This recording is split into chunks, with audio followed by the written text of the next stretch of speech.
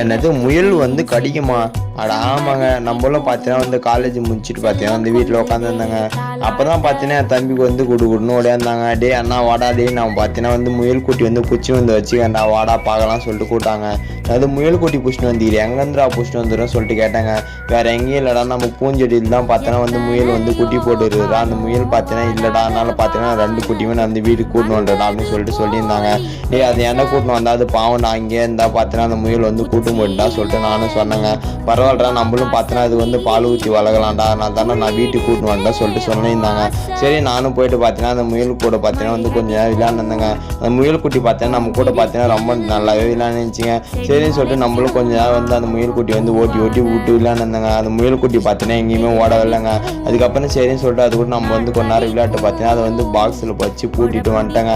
யாரெல்லாம் முயல் பிடிக்கும் மறக்காம நம்ம சேனல் சப்ஸ்கிரைப் பண்ணி சப்போர்ட் பண்ணுங்கள். தேங்க்யூ.